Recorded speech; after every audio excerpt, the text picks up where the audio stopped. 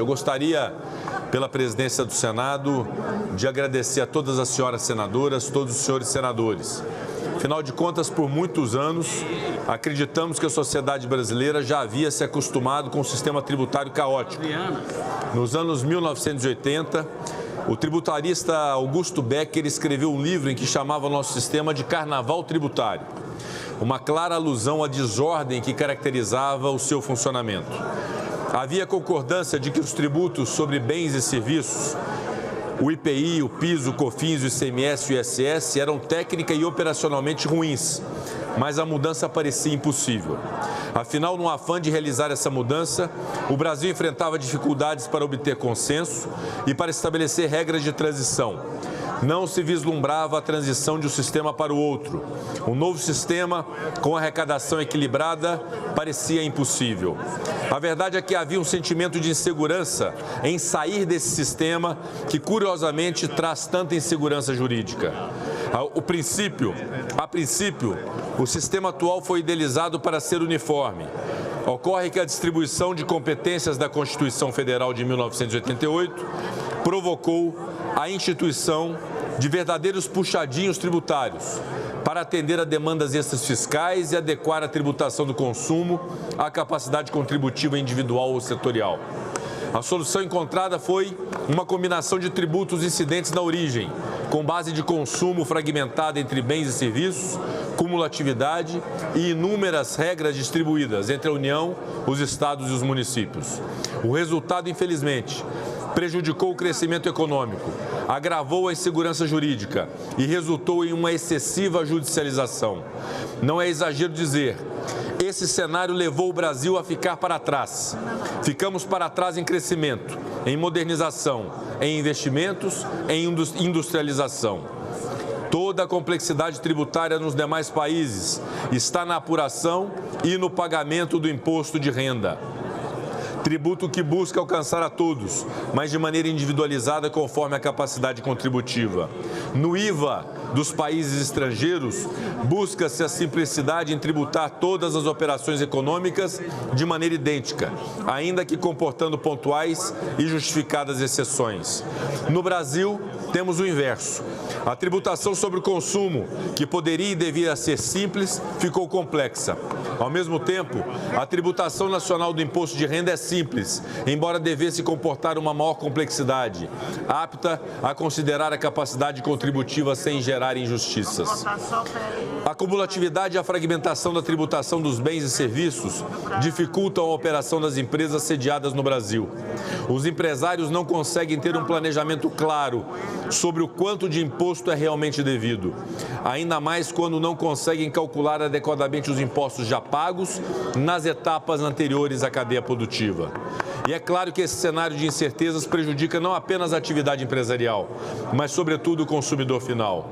Diante de tantas desvantagens e complicações do sistema vigente, e mesmo com tanta dificuldade para chegar a um novo texto equilibrado e focado na justiça fiscal, na modernização e na desburocratização, a reforma tributária se impôs. A reforma hoje aprovada por esse plenário se impôs porque não havia mais como adiá-la. A reforma se impôs porque o Brasil não podia mais conviver com o atraso.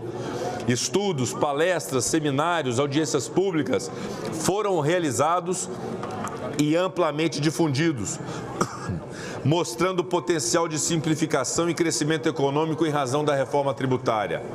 O amadurecimento do debate foi fundamental para que a população, as empresas, os entes federados e os entes públicos pudessem entender a necessidade da reforma.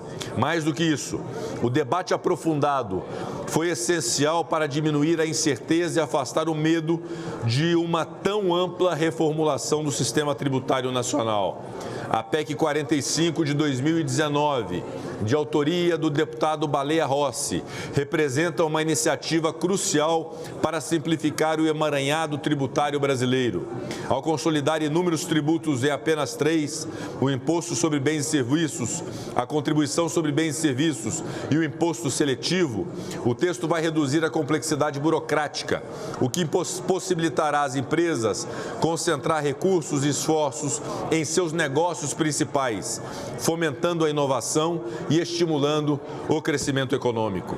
É importante que se diga, não se trata apenas de uma redução na quantidade, mas de uma mudança qualitativa dos tributos brasileiros.